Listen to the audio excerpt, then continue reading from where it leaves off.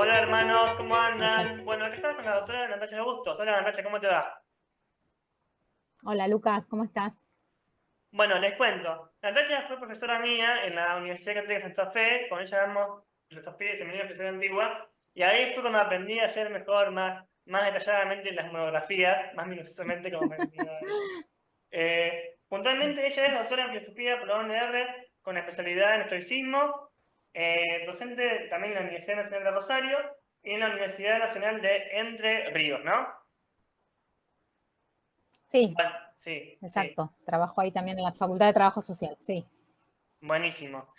Puntualmente hoy nos toca el tema del estoicismo, y es muy interesante el estoicismo porque fue una filosofía del helenismo, y creo que hay mucha gente que está interesada en esto porque está medio como de moda, también hace unos años y ahora también creo, ¿no? Como esto, mucha gente lo relaciona a la Ajá, autoayuda, ¿no? ¿No, Natacha? sí, sí. Ya tuvimos un breve intercambio tras bambalinas respecto de la categoría de autoayuda, que bueno, que es una categoría amplia y que a mí me cuesta un poco pensarla como que el estoicismo esté ahí adentro, desde mi perspectiva, digamos. No quiere decir que no haya textos de autoayuda que tengan citas estoicas y bueno, están leídas desde, ¿no? Desde cierta perspectiva que proponen los autores. Más que, bueno, me adelanto quizás a algo que vamos a decir, pero creo que el estoicismo como que perfila mucho para la autoayuda eh, en, en, términos de que es una filosofía de vida, digamos, ¿no? O sea, es una filosofía para ser vivida, digamos, donde se articulan estrictamente la teoría y la práctica, ¿no? Hay una búsqueda de coherencia entre una teoría y una práctica que es decisiva como para definir qué sería el estoicismo, ¿no? Bien, bien. Y para empezar con las preguntas, háblame del contexto social del helenismo en el que surgió el estoicismo. Bueno, vos hablás ahí del helenismo, eso como que en rigor sería, tendremos que hablar del periodo helenístico, ¿no? Que esto es algo que han como periodizado los historiadores, que se ubica a partir de la muerte de Alejandro Magno, que es en el 323 a.C., y que culmina en una batalla naval, que es la batalla de Accio, en el 31 a.C., ¿no? Como que ese periodo es el que se llama periodo helenístico, ¿no? O sea, ha dado a llamar periodo helenístico, donde surgen, ¿sí? Escuelas filosóficas o corrientes filosóficas. Las tres principales serían el escepticismo, el epicureísmo, ¿no? Cuyo fundador es Epicuro, y el estoicismo, ¿no?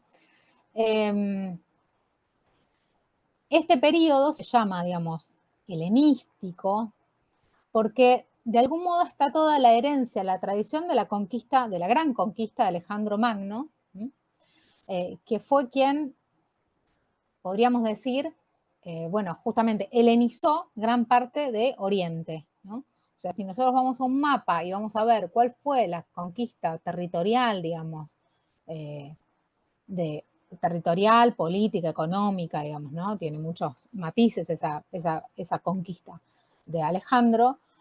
Bueno, lo que nosotros sabemos es que fue, ¿no? Como decía un profesor mío, una occidentalización, o sea, es Occidente lo que se impone sobre las tradiciones orientales, ¿no? Y es, digamos, el modelo griego, por eso es helenístico, ¿no?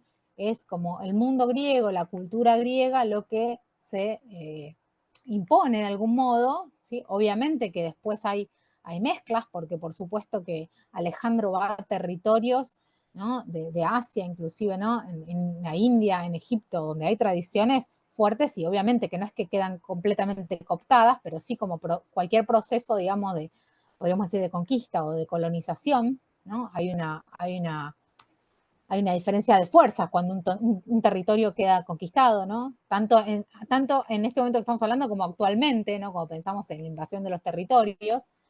Y entonces este proceso de occidentalización, ¿no? quizás el primer gran proceso de occidentalización, implicó, digamos, este mundo, digamos, o este modelo occidental griego respecto de las culturas y las tradiciones orientales. Cuando Alejandro Magno muere, quedan a cargo quienes eran los generales de Alejandro, que se llamaban los diádocos, y se reparten el territorio. El territorio es inmenso.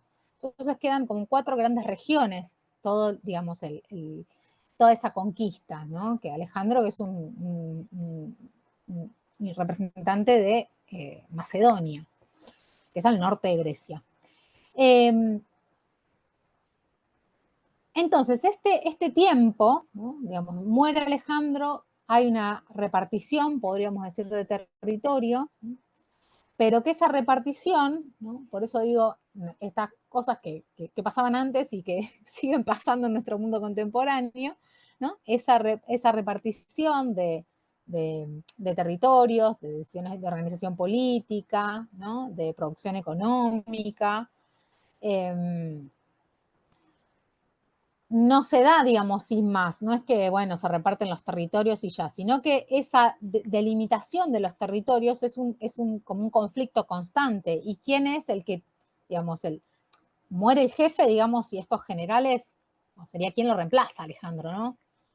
Entonces, la puja por esos poderes, digamos, ¿no? Por ver quién puede ser jefe en toda esa territorialidad, es lo que de algún modo signa, ¿no? Esos años, es lo que se denomina el periodo helenístico, o sea, los siglos previos, ¿no? A lo que nosotros después llamamos después de Cristo, ¿no? Y en ese sentido, ¿no? La pregunta o las cuestiones de las que vienen a ocuparse estos filósofos, es justamente qué hace la filosofía, ¿no? En un momento, en un universo tan incierto, digamos, ¿no? Tan bélico, de tanto nivel de conflictividad, ¿no? Y además pensemos que se da una suerte de, a ver, es como una categoría como equivocada lo que digo, pero es como una suerte de globalización, o sea, pensemos que en esos territorios están migrando personas constantemente, y hay como una suerte de mezcla, ¿no? De mezcla de tradiciones, de religiones, de formas de organización económica, pero que tienen no lo digo una mezcla donde ninguna, que tienen todas el mismo poder, sino justamente estamos pensando donde hay una política, digamos, monárquica, ¿no? Ya no estamos hablando, y eso también tiene que ver con el contexto, no estamos hablando de la polis griega, ¿no? O de la democracia griega, con todas las contradicciones que tendría y que tuvo esa democracia, sino que, bueno, justamente estamos en un periodo donde esos territorios se reparten, pero la organización política, digamos, ¿no? Es una organización monárquica, ¿no? Digamos, hay una organización monárquica en cada uno de esos territorios. ¿Qué pasa entonces un poco con la filosofía o con el pensamiento? En Grecia, ¿no? A partir de estos años primeros, a partir de la muerte de Alejandro, ¿no? Digo en Grecia porque estas escuelas nacen en Atenas, ¿no? En una Atenas que no es la Atenas un poco más de manual que nosotros leemos la democracia griega, sino que justamente, si bien esto es un proceso y no es que la democracia se cae de un día para el otro, ¿no? Estas formas de gubernabilidad, de formas de representaciones institucionales o mediaciones institucionales, van cambiando, pero la democracia como modelo, como forma de gobierno, claramente ya acá está más que diluida, digamos, ¿no? Estaríamos como duelando la democracia que ya estaba en grandes problemas cuando escribía Platón, en muchos más problemas cuando escribió Aristóteles, y acá es, bueno, un poco velando, si quieren, ¿no? La democracia para asumir, ¿no? Bueno, ¿qué hacemos con estos modelos monárquicos? O bueno, ¿cómo podemos pensar estos nuevos esquemas de poder, estos nuevos repartos de, de, de territorio, de intercambios económicos? Entonces hay una característica fundamental, obviamente que yo lo que digo en estos pocos minutos, hay autores, historiadores que saben, que lo van a decir mucho mejor, con mucha más propiedad, digamos, todos esos matices que tiene este periodo, pero a mí me parece que es una condición importante para poder pensar que justamente estas escuelas en las que en Atenas, en Grecia, donde surge el estoicismo, es un momento de gran crisis, ¿no? El estoicismo surge como respuesta del pensamiento y la filosofía a un momento de crisis, ¿no? O sea, no es que, bueno, estaba todo color de rosa y los estoicos se ponen a pensar, ¿no? Sino justamente hay una gran conflictividad social, política, económica, y el estoicismo es un modo de dar cuenta de cómo vivir en un mundo muchas veces tan hostil como será distinto, digo, pero con las hostilidades que a nosotros también nos tocan contemporáneamente vivir, ¿no? De las cosas que suceden, las cuales, bueno, uno piensa, ¿cómo, no? En Rosario, ¿no? Decimos, bueno, ¿cómo vivimos, ¿no? En esta ciudad, ¿cómo hacemos esto menos hostil, ¿no? ¿Cómo hacemos vivible la vida?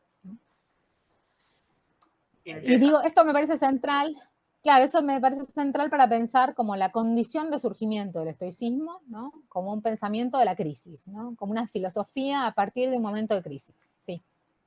Interesantísimo. Me surgía mientras decías, ¿puede ser que estos tres corrientes del periodo helenístico se preocupan más por el individuo que por la polis en sí? ¿O no?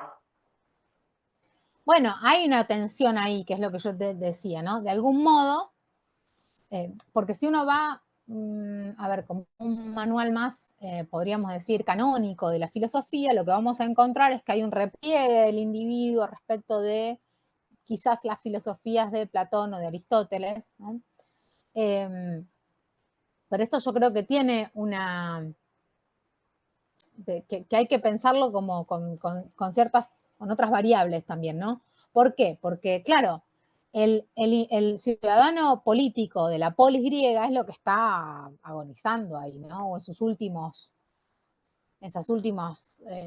respiros, ¿no? En sus últimas señales, digo, ¿no?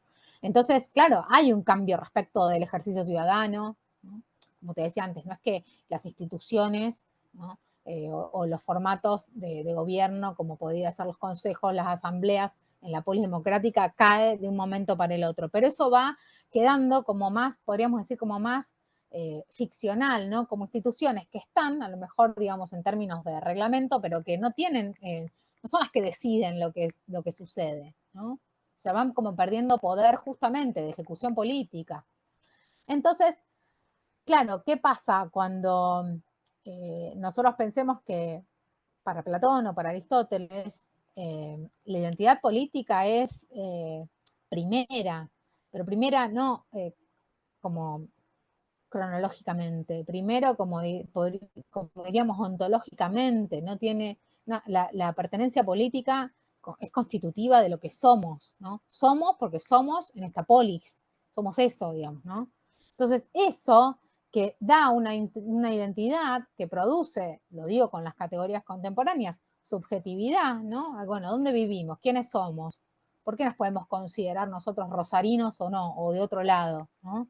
¿Cuáles son los límites de ese lugar que me dan esa identidad política con ciertas características, costumbres, hábitos, ¿no? Bueno, eso, claro que se empieza a diluir también. Ya esa polis, ¿no? Tiene unos horizontes que no terminan en los límites geográficos de Atenas, ¿no? Que a su vez, obviamente que a las ciudades o si nosotros pensamos que eso en las ciudades o las provincias argentinas, eh, Atenas es como una especie de gran pueblo, digamos, ¿no? En cantidad demográficamente, en movimiento, ¿no? Eh, entonces aparece ahí una categoría que se acuña en este tiempo, que es la de la cosmópolis, ¿no? Entonces el ciudadano es un cosmopolites, es un ciudadano del mundo, ¿no? Porque ese horizonte que terminaba en los límites geográficos de Atenas o de otras poleis que había, Grecia, bueno, ya eso se abre, se expanden, podríamos decir, al mundo, ¿no? Entonces aparece esta categoría de cosmopolitismo, ¿no? Que es justamente ciudadano del mundo, ¿no? Entonces nosotros encontramos en el estoicismo romano cómo aparece esto de la pertenencia, ¿no? De algún modo a dos patrias, ¿no? A la patria donde nací, ¿sí? Pero además a la patria del mundo, ¿no? Y eso tiene que ver con otra concepción, ¿no? Antropológica, metafísica del estoicismo, que es, bueno, pertenecemos a la comunidad de los humanos, podríamos decir, ¿no? Entonces, como humanidad, hay una suerte, si querés, de humanismo ahí, como le podemos pensar en esas grandes categorías, ¿no? Que entonces pertenezco, ¿no? Pertenezco, por un lado, a este lugar donde nací, pero a su vez pertenezco a la comunidad del mundo, de lo humano, ¿no? Y en términos, ¿no? Como esto que yo te decía, cómo construían, que es subjetividad política, el griego, o sea, del siglo IV, del siglo V, de la democracia. Bueno, acá como que se rompiera una grieta, ¿no? Entre griegos y bárbaros, ¿no? Como que ya esta cuestión, nosotros sabemos que los bárbaros, ¿no? ¿Quiénes dicen quiénes son los bárbaros? Los griegos, ¿no? Bueno, ¿quiénes catalogan así? ¿Por qué son bárbaros, no? Porque balbucean, ¿no? Ese barbar que es que no saben hablar griego, ¿no? Entonces, los que no saben hablar griego, y de algún modo podemos decir los que no saben pensar en griego, ¿no? Son bárbaros, ¿no? Bueno, esta grieta, ¿no? Esta división, acá de algún modo desaparece, esta división entre griegos y bárbaros, ¿no? Porque hay algo que me hace común a un otro, que ya está como difícil pensarla geográficamente, ¿sí? O bueno, ¿qué identidad me construyo? Porque si la democracia eh, funcionaba de tal manera y generaba cierto sentido de pertenencia, de comunidad y demás, bueno, esto que pasa ahora, ¿no? Donde ya la forma de gobierno es una monarquía, y esto que en realidad éramos los griegos, que estábamos en este lugar más pequeñito, pero ahora tenemos este horizonte, ¿no? Que se abre al mundo, que se abre a gran parte de Oriente. Bueno, ¿cómo delimitamos ahí mi condición ciudadana de algún modo, no? Hay algo que pasa ahí que tiene que ver, digo, con una concepción antropológica y metafísica de que, bueno, los humanos somos ciudadanos del mundo, ¿no? Digo porque este término es interesante que aparece para nombrar eso, aparece ahora, se acuña en este momento, digamos, ¿no? Genial, genial. Y profe, ¿qué era estoa? Una puerta, una gran puerta era, no sé qué era. Un pórtico, claro. El pórtico en general, donde se juntaba, donde se reunía o comenzó a reunirse Zenón, que fue el fundador del estoicismo griego, a comienzos del siglo III antes de Cristo, reunía, digamos, a quienes quisieran escuchar, digamos, ¿no? sus lecciones, sus, sí, su perspectiva filosófica, ¿no? En un pórtico, ¿no? En particular, se reunían estos primeros estoicos, un pórtico que es como una especie de esas galerías que vemos en algunas pinturas, ¿no? O reconstrucciones, esas galerías del ágora con grandes columnas. En este caso era un pórtico pintado, porque tenían unas hazañas de guerra de los griegos, ¿no? Había un pintor griego ahí que era quien había hecho esas pinturas, ¿no? Y en ese pórtico, en un pórtico del ágora, ¿no? Del lugar de la plaza central de Atenas, se reunían los estoicos, estos primeros estoicos, ¿no? Entonces, eso es la estoa, es ese pórtico, ¿no? Entonces, son los filósofos del pórtico, ¿no? Los que se juntan ahí. Y esto tiene otra cuestión muy importante, porque el estoicismo no tiene no tiene un lugar, ¿no? Nosotros sabemos, por ejemplo, que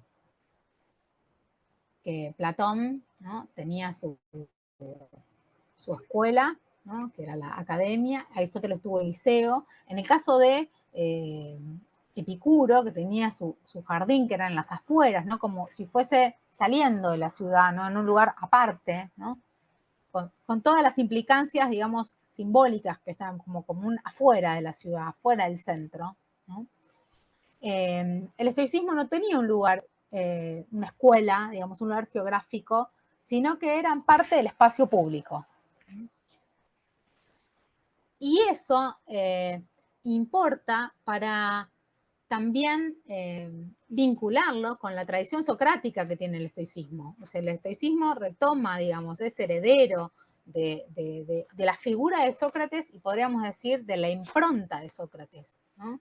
Esto de filosofar en los espacios públicos, de, bueno, un poco también, si querés, discutiendo o diferenciándose de una tradición sofística que implicaba pagar por las clases, ¿no?, pagar para escuchar o para aprender filosofía, ¿no? Entonces estos filósofos son filósofos que se mueven en el espacio público y el que quiere, de algún modo, que se acerque. A ver, nosotros estoy diciendo, el que quiere, estamos sabiendo, ¿no?, por ejemplo, que había minorías, ¿no?, como las mujeres, que de algún modo, si querés, no estaban estrictamente prohibidas, pero cuya aceptación era bastante difícil, ¿no? Digamos, si hay algo, por ejemplo, de característico que tiene Epicuro, la escuela de Epicuro, es que acepta mujeres. Eso es una gran vanguardia, ¿no?, la de Epicuro. Bueno, otra cuestión es también los esclavos, ¿no? Hay esclavos que forman parte del estoicismo, ¿no? No solo del estoicismo griego, sino también del estoicismo romano. Lo que quiero decir es que hablamos de lo público con cierta limitación, ¿no? Porque sabemos que esta Grecia que viene, digo, que nosotros tenemos de manual, que es como la edad de oro ateniense, era una sociedad esclavista, digamos, ¿no? No todos participaban de igual modo. Bueno, hay algo acá también que aparece respecto de otras condiciones, como ser los esclavos, que también, o como las mujeres, que aparecen o pueden estar, ¿no?, en la escena pública, no digo con esto que estaban en el primer lugar, sino que también hay un cambio, una transformación respecto de estas, sí, esta organización, ¿no?, si querés, como clasista, social, política, ¿no? Inclusive uno de los estoicos griegos, ¿no?, que fue Cleantes, que fue uno de los directores de la escuela, también, digamos, fue esclavo y trabajaba, digamos, era un trabajador, digamos, no era, digamos, un joven rico que iba a tomar clases, ¿no? Y eso me parece que también marca para el estoicismo, bueno, un lugar del hacer y de la práctica filosófica que lo ubica, si querés, en un campo un poco más popular, podríamos decir, con todas las comillas que le puedo poner a eso, ¿no? Pero en la calle. La filosofía sucede en la calle, en la plaza pública, ¿no? Genial, genial. Ahí nos queda poquito tiempo, pero vamos a ver si podemos dar un último tema. Las diferencias, a ver si hay Dale. diferencias entre lo que es el estoicismo griego y el romano. Eso quería saber. Bueno, mira, el estoicismo es una escuela o si querés, una corriente de pensamiento que dura más o menos unos 6 siglos entre los antiguos y, digamos, entre los griegos y los romanos. Y justamente también hay algo fundamental que es signa, ¿sí?, o está, ¿no?, entre justamente, ¿no?, la bisagra de lo que nosotros también categorizamos como, ¿no?, antes de Cristo y después de Cristo. Y hay estoicismo, digamos, ¿no? Antes de Cristo y después de Cristo. Bueno, ¿qué pasa ahí? ¿Qué hay ahí, no? De algún modo, la filosofía estoica es un poco pagana, pero a su vez también es resignificada, ¿no? Tiene muchas matrices que después el cristianismo toma, bueno, eso después lo podemos comentar. Pero en esos 6 siglos, supongamos, nosotros no podemos decir que hay cuestiones centrales o principales que caracterizan al pensamiento como estoico, porque si no podríamos decir que hay 2 escuelas distintas y no necesariamente es estoico, pero hay como un núcleo central de ideas que se sostienen, pero claramente que esas ideas se resignifican, digamos, ¿no? Que no es el mismo el estoicismo primero que el estoicismo último, ¿sí? O de los primeros siglos después de Cristo, ¿no? O como los podemos pensar en Epícteto o en Marco Aurelio, ¿no? Pero si yo tendría que sintetizar un poco cuál sería, a mi criterio, no solo a mi criterio, sino también esto está estudiado y dicho por muchos autores, es la centralidad que toma la ética en el estoicismo romano. Es decir, el estoicismo antiguo es, podríamos decir, la primera filosofía que estrictamente se piensa como un sistema filosófico, se define como un sistema filosófico. ¿Por qué un sistema es filosófico? Porque hay 3 partes de la filosofía. Esto ya venía, digamos, esto lo podemos pensar en Platón, si quieren. Estas partes de la filosofía que eran la lógica, la ética y la física, ¿no? Pero en el sismo antiguo esas 3 partes están con una jerarquía, a ver, no están en un orden jerárquico, ¿no? Las 3 partes justamente hacen el sistema. Lo que sucede, para mí, de importancia con el estoicismo romano es el eje, ¿no? En la ética, ¿no? Como si la ética tuviera más peso que la lógica y que la física, ¿no? Entonces eso tiene ciertas consecuencias, que bueno, si querés las seguimos conversando. ¿Cuáles serían esas consecuencias de que la ética tenga más peso, ¿no? Que la lógica o que la física? No, seguimos, Natalia. ¿Me contabas algo de las características de la ética en el estoicismo romano? ¿Puede ser? ¿Vos querías hablar de las características? Sí, sí, eso que te decía como, como una característica general. Después, si nosotros vamos a los textos, podemos encontrar ahí cuestiones más específicas, digamos, de diferencias o puntos en común, o teorías justamente que están como más, si querés, incipientes en el estoicismo griego y después tienen otras derivas en el estoicismo romano, ¿no?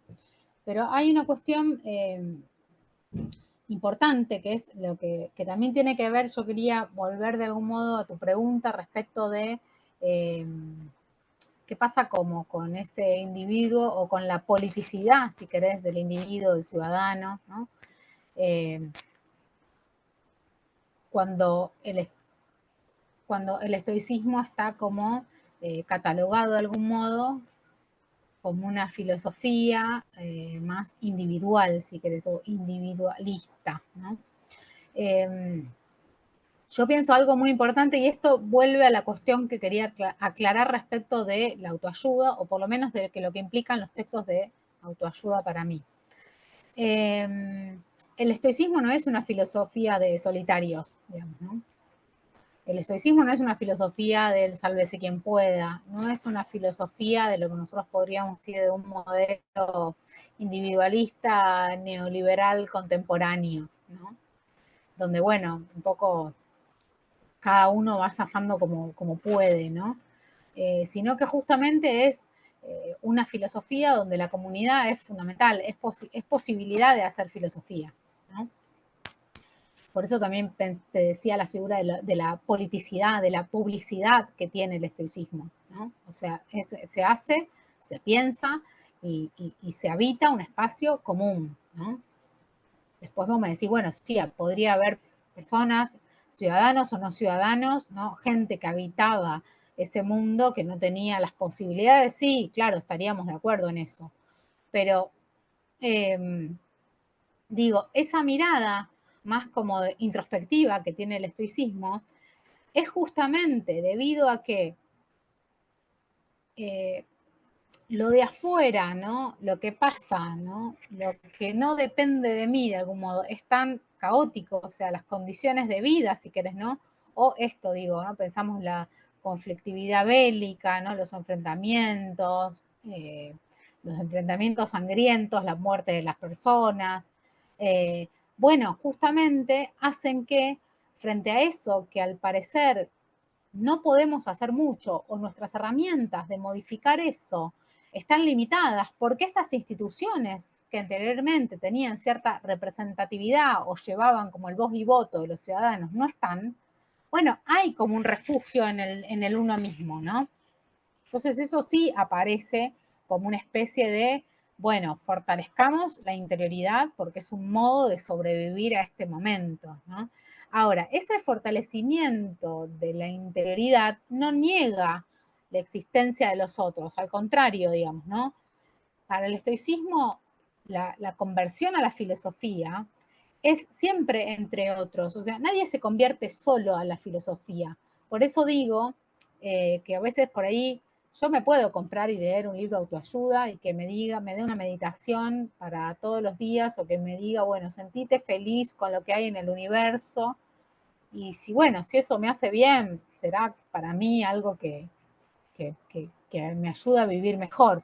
Lo que yo digo es que la tradición del estoicismo no propone como una, si querés, una práctica de la espiritualidad, una forma de vida en solitario, ¿no? Sino que eso tiene un asidero y una fuerza y una condición de posibilidad en la comunidad filosófica, ¿no? Entonces, por eso ahí también es importante, y eso también es importante la figura de Sócrates, es fundamental la figura del maestro, ¿no? Del maestro no como aquel que me baja la línea y me dice qué es lo que tengo que pensar, sino justamente el maestro como aquel que orienta o de algún modo me ayuda, ¿no? A, podríamos decir, a ver, a percibir cuál es mi deseo, mis ganas de vivir hacia dónde, las cosas que me gustan hacer, ¿no? Y orienta eso que viene conmigo, si querés, ¿no? O que cada uno va construyendo y en función de cómo se va moviendo ese deseo, ¿no? Esas ganas de, ¿no? Hacia dónde, con quiénes. Bueno, todo eso, digamos, para pensarlo y vivirlo filosóficamente, requiere de un maestro que de algún modo es condición de posibilidad de que alguien se convierta a la filosofía, ¿no? El maestro no hace las cosas por uno, el maestro lo que hace es, bueno, orientarte, ¿no? Guiarte en tu búsqueda. Como en general, lo digo bajando mucho la vara, ¿no? Pero un poco la transmisión de la filosofía tiene que ver con eso, ¿no? No como sí, los profesores de filosofía enseñamos un montón de categorías y de conceptos y de esquemas conceptuales, ¿no? Pero la idea es ¿no? generar una transformación en alguien, ¿no? Que algo, alguna perspectiva de la vida, ¿sí? haya cambiado y haya cambiado en un sentido, por eso también es importante lo del cosmopolitismo, si querés, en un sentido más humanitario, ¿no? Porque dentro de esta metafísica estoica, los estoicos consideran, ¿no? Hay un principio que es el principio de la oikeiosis, ¿no? Que viene de oikos, de lo propio, ¿no? De donde nosotros, por ejemplo, hoy tenemos la palabra como ecología, ¿no? Eh, la teoría estoica de la oikeiosis, que se traduce como la teoría de la familiaridad o la teoría de la apropiación, es justamente una especie de proyección, podríamos decir hoy, del amor propio hacia los otros, ¿no? Es decir, ese amor que en un primer momento tenemos en nuestro núcleo más íntimo, familiar, ¿no? Esto después se ocupa, unos siglos después, digamos, del estoicismo griego, un pensador como Hierocles, y habla de como una teoría de los círculos concéntricos, ¿no? A medida que va pasando, como no, la experiencia de la vida, vamos bien si podemos, ¿no? Querer a muchos otros como a nosotros mismos, ¿no? Algo que después también en otro universo, pero que yo creo que claramente lo retoma Kant en la ética moderna, ¿no? Es decir, esta cuestión más de como lo llama un autor que me gusta mucho, que es André Comte-Sponville, ¿no? Que dice, bueno, la ética de Kant es una apariencia del amor, o sea, es vincularme con el otro como si fuese mi mejor amigo, mi pareja, mi mamá, mi papá, mi hermano, mi hermana, ¿no? Justamente el desafío es cuando el otro es un completo desconocido, digamos, ¿no? Hay algo ahí del amor, ¿no? De una tendencia natural a generar esa familiaridad que la sostiene el estoicismo y que esto está en el estoicismo romano también. Y que entonces no es, y que esa valoración, y hay algo también acá fundamental, que es la vinculación del otro a partir, digamos, como de una relación justa hacia el otro, ¿no? Es como si nosotros pudiéramos pensar en un vitalismo, ¿no? Algo que también tiene que ver con, si queremos tirar más líneas modernas, Spinoza, Nietzsche, es decir, ¿cuáles son los modos de vincularme con el otro que podríamos decir que valen? Bueno, los que potencian la vida, ¿no? Cualquier discurso de odio, cualquier discurso clasista, sexista, ¿no? Racista, discriminador, que yo tenga o sostenga o crea, no es un discurso que potencie la vida. Justamente lo que yo hago es, ¿no?, poner en un lugar de indigna la vida de algún sector, ¿no?, de alguna clase, de algún grupo. Entonces, justamente la teoría de la familiaridad, ¿no?, la teoría de la apropiación, como también se puede traducir, es, bueno, que en la experiencia de la vida nosotros podamos, ¿no?, de algún modo querer, ¿no?, a los otros, ¿no?, como a nosotros mismos o como a nuestros seres con los que tenemos más intimidad, más familiaridad, ¿no? Y quererlos quiere decir vincularse de un modo justo con nosotros, ¿no? Digo porque eh, eso es importante, me parece, o es algo que a mí me gusta mucho el estoicismo, que claro que es un principio, si querés, metafísico, porque el estoicismo antiguo lo piensa como un principio natural. Nosotros hoy podríamos decir, hay principios naturales, digo, esto después tenemos mucha filosofía en el camino, ¿no? Muchos años de pensamiento y de historia, ¿no? Que marcan la cancha de otra manera.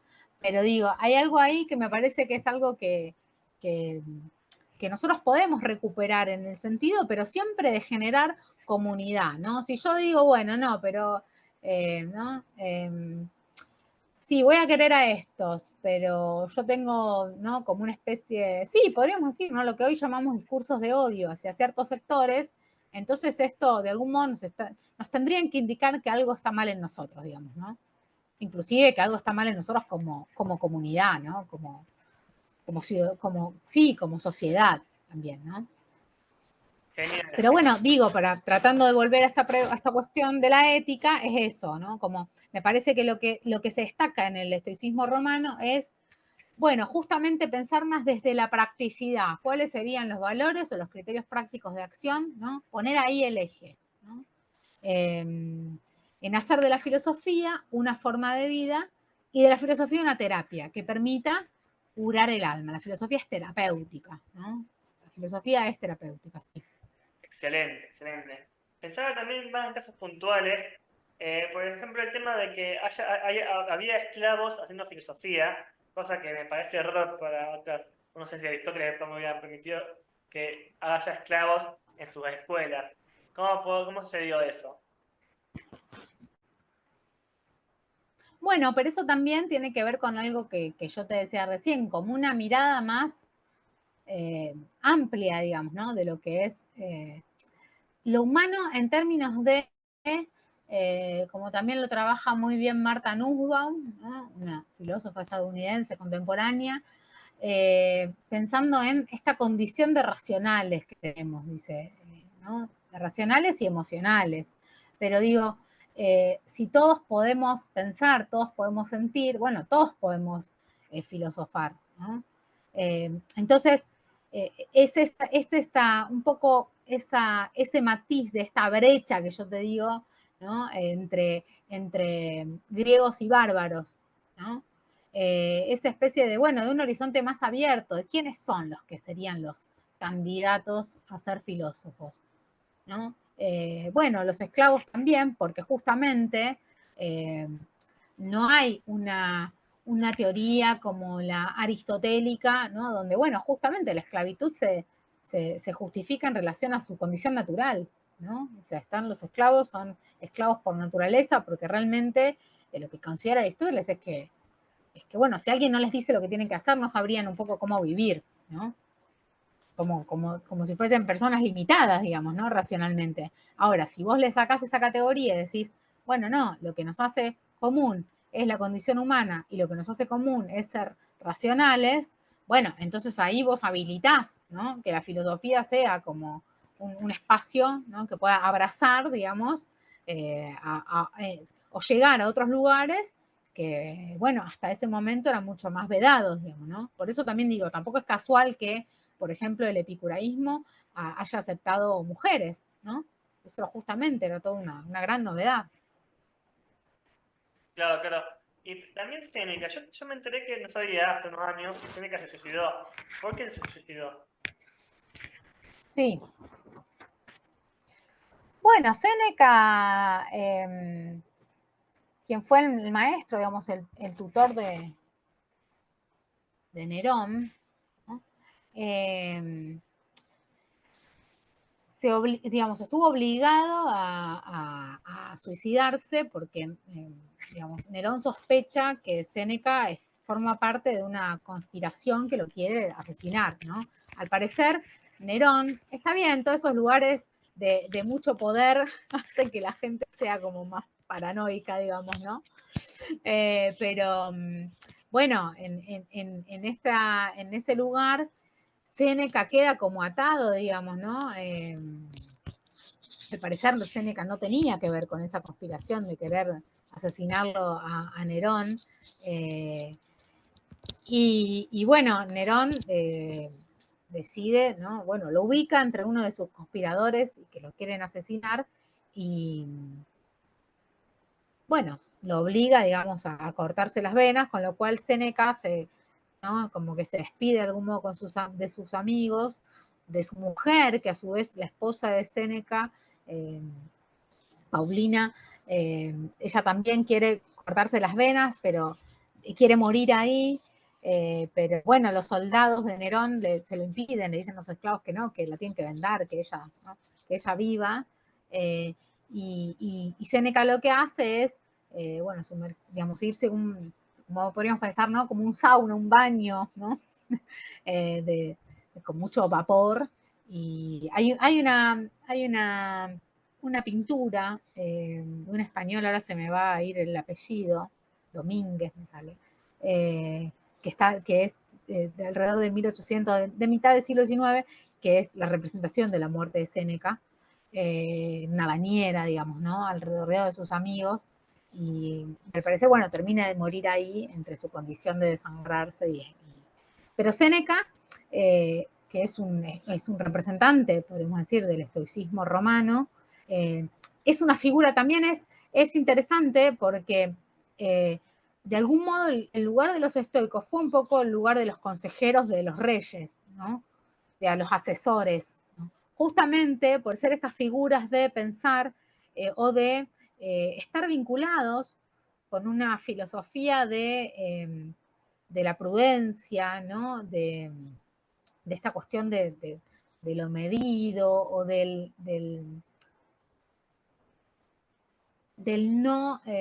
manejar las emociones de un modo tal de no enojarnos por aquellas cosas, ¿no?